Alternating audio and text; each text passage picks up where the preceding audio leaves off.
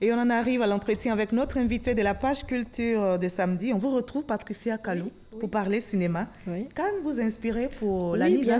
Bien sûr, puisque l'année passée, nous faisions partie de la délégation du ministère de la Culture pour Cannes. Et donc, ça nous a vraiment inspiré. Tout le côté prestigieux autour de Cannes, les distinctions, le tapis rouge, c'est ce que nous avons essayé de faire pour la NISA. Et on a vu le tapis rouge déroulé pour les acteurs qui ont été primés. Ça a été somptueux, ils sont venus, on a eu et les acteurs et tous les acteurs aussi du côté cinématographique, audiovisuel, ça a été vraiment une somptueuse fête. Et le clap de fin de la NISA, la nuit ivoirienne du 7e art de l'audiovisuel que vous venez justement d'organiser, a vu le sacre d'Alex Ogou, producteur du film Invisible. On va revivre ensemble cette soirée et on en discute par la suite. Le mérite et le talent des comédiens et acteurs ivoiriens, désormais récompensés par des distinctions. À travers la nuit ivoirienne du 7e art et de l'audiovisuel, NISA, initiée par la CEPACI, conférence des producteurs audiovisuels de Côte d'Ivoire, dirigée par Patricia Claude Kalou. Cette distinction vise à valoriser les métiers du cinéma et de l'audiovisuel ivoirien, à encourager l'excellence et à professionnaliser et structurer le secteur de l'audiovisuel et du cinéma en Côte d'Ivoire. Pour cette première édition, 14 nommés sur 49 prévus ont été récompensés dans leurs différentes catégories. Le Grand Prix NISA d'or a été remporté par Alex Ogou, réalisateur de la série Invisible. Au cours de cette cérémonie, des hommages ont été rendus à deux pionniers du cinéma ivoirien, Timothée Bassori et Henri Duparc. Plusieurs personnalités ont pris part à cette manifestation à l'honneur du cinéma ivoirien, dont le ministre Sidi Thiemoko Touré, ministre de la Communication et des Médias, qui a salué et encouragé l'initiative. Voilà, c'était un reportage de Issa Tchona Yeo. Alors dites-nous, Patricia Kalou, comment s'est fait le choix des nommés pour cette première édition du NISA, de la Alors NISA? nous avons lancé un appel à candidature, nous avons eu 60 films et il y a un comité scientifique qui a travaillé pour faire un dépouillement. Ensuite, il y a eu un jury présidé par Djira Youssouf, qui a travaillé sur 29 films. Et c'est ainsi que nous avons eu tous ces prix-là avec Alex Ogou, le grand vainqueur. Justement, le grand prix NISA d'or a été remporté donc par Alex Ogou, réalisateur du film Invisible. Dites-nous, qu'est-ce qui a fait la différence avec les autres productions? Alors, c'était un très beau film avec l'originalité du scénario, les microbes. Le son était parfait, les décors, c'était vraiment des décors réalistes, les décors d'Abidjan, avec une très belle mise en scène et un casting vraiment superbe. Alors c'est pour ça que le film a remporté ce grand prix. Qu'est-ce qui est prévu donc pour l'encourager? Il a eu 5 millions. De produire davantage. Il a eu 5 millions de la part du Premier ministre qui était parrain de la cérémonie. Et puis des prix en numéraire avec un drone, avec des abonnements et tout ça. En tout cas, il a eu, la production a eu 5 millions en tout cas du film. Et puis tout le reste, c'était des lots pour des partenaires. Des prix encourageants donc. Alors l'espace audiovisuel, vous le savez, se libéralise en Côte d'Ivoire. Une libéralisation qui s'accompagne d'ailleurs d'exigences. Puisque les téléspectateurs attendent des productions de qualité. C'est ce qui d'ailleurs a porté le choix sur le réalisateur Alex Ogou avec le film Invisible. Alors dites-nous, quel regard portez-vous sur les autres productions ivoiriennes? Je veux dire qu'il y a eu beaucoup de progrès. Aujourd'hui, parmi tous les films qu'on a eu à choisir, le jury n'a pas eu la tâche facile parce qu'il y avait une pluralité de talents. Les films étaient de qualité donc? Les films étaient de très bonne qualité. Il y avait des films comme Sœur Ennemie, il y avait en tout cas des films de très bonne facture.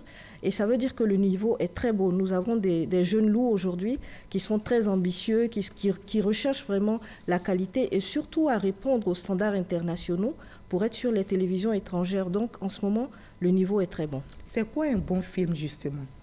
Alors, comme je l'ai dit, il faut toujours avoir un très bon scénario. Ça part du scénario. Après, il faut avoir une très bonne équipe. Le son est très important, la mise en scène. Et si vous avez de très bons acteurs, vous avez un superbe film. D'accord. Alors, votre ambition, c'est de relancer justement le 7e art en Côte d'Ivoire. Alors, pensez-vous gagner ce pari avec la NISA? Tout à fait, parce que déjà, on a eu l'engouement de tout le monde. Et pour réussir ce genre d'événement, ce genre de cérémonie, il faut avoir tout le monde, l'adhésion de tout le monde. Et c'est fait. Et nous sommes d'autant plus heureux que déjà, depuis quelque temps, nous avons quelques pays de la sous-région qui nous ont fait des appels, qui veulent participer à la NISA. Ça veut dire que l'impression est bonne. Et la Côte d'Ivoire, aujourd'hui, se positionne dans les pays qui comptent dans le domaine de l'audiovisuel et du cinéma. Et la NISA, dans quelques années, sera comme Cannes, sera comme FESPACO, c'est vraiment, même si c'est pas la même tribune.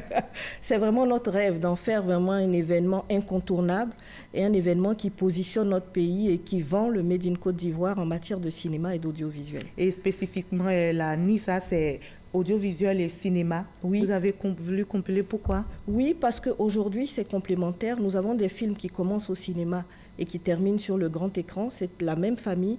Nous avons décidé de distinguer ces deux entités et de les mettre ensemble. D'accord. Alors, un film coûte cher, vous le savez, vous êtes du domaine, vous êtes productrice. Très cher, oui. Alors, quelle solution? Parce qu'ils sont plusieurs, les cinéastes, les acteurs qui se plaignent justement de la question du financement.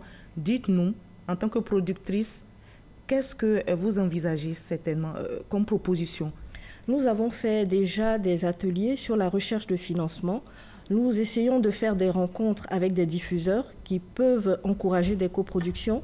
Et puis, au niveau du FONSIC et des fonds qui existent, nous essayons de faciliter les conditionnalités pour que les producteurs puissent avoir plus de financement pour produire. Et vous êtes la présidente de la conférence des producteurs audiovisuels de Côte d'Ivoire. Oui. C'est pas facile?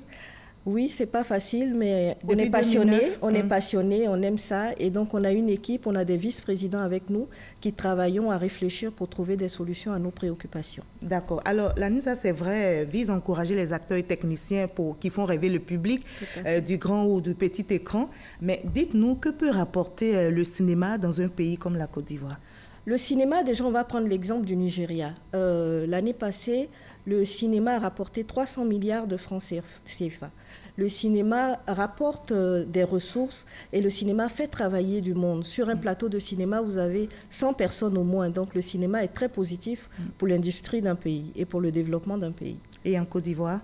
En Côte d'Ivoire, ça commence à venir parce que vous voyez qu'il y a beaucoup de production. Ça veut dire qu'il y a beaucoup de personnes qui travaillent et ça rapporte des ressources. Et ça, c'est très important pour notre pays. Alors, justement, est-ce que les acteurs peuvent vivre de cet art? C'est vrai, vous avez initié la nuit des ivoiriennes du 7e art et de l'audiovisuel. Mais après cela, est-ce qu'il y a d'autres challenges pour faire vivre justement ce secteur? Oui, justement, c'est pour ça que nous invitons les diffuseurs à venir à ce genre d'événement pour leur demander d'augmenter dans les grilles de programme la part des productions locales. Et ça fait travailler tout le monde. Et c'est ainsi que les acteurs, les producteurs pourront être appelés souvent et à donner leur production, à faire voir leur production. Et donc, c'est très important que la part des productions locales dans les grilles soit augmentée pour que ça puisse faire travailler tout le monde. Les perspectives après la première nuit? Oui, elles sont très positives. On a déjà commencé à préparer la deuxième édition parce que le besoin s'est fait sentir. Tout le monde a adhéré et donc nous sommes en train de préparer la deuxième édition avec beaucoup d'innovation. Et si nos ressources nous permettent, on pourra ouvrir cette nouvelle vitrine sur les panafricains, une catégorie panafricaine. D'où Patricia Kalou tire-t-elle ses ressources pour organiser tous ces événements, pour faire vivre le 7e art? Alors, c'est une très bonne question. Ça fait 20 ans que nous sommes dans la production audiovisuelle, dans l'événementiel. Et notre expérience aujourd'hui rassure les fournisseurs et les sponsors et les partenaires. Et donc, je pense que cette confiance-là nous permet de les rassurer et de leur Alors, cette confiance-là permet de venir sur nos événements parce qu'ils savent que ce sont des événements qui seront très bien organisés. Et nous avons les institutions aussi qui nous font confiance parce que cet événement-là a été soutenu par le Premier ministre qui était le parrain de la cérémonie, par nos ministères de tutelle qui sont le ministère de la Communication et le ministère de la Culture. Donc, c'est vraiment l'occasion de leur dire merci parce qu'ils soutiennent vraiment tout ce que nous faisons. La NISA, comme les Césars, dans 5 ans, un leurre, une possibilité pour terminer, dernière question. Bien sûr, une possibilité, hein, parce que, comme je vous l'ai dit, tout le monde a adhéré et nous savons que la RTI nous soutiendra parce que c'est notre partenaire historique et avec tous les autres partenaires, tous les autres sponsors, ils sont déjà sur les starting blocks pour préparer la prochaine édition. Merci Patricia Kalou d'avoir répondu. Merci de m'avoir reçu sur votre plateau. Et merci en tout cas d'avoir partagé votre passion pour le 7e art et de continuer de promouvoir le cinéma ivoirien. Merci d'être passé sur ce plateau. Merci.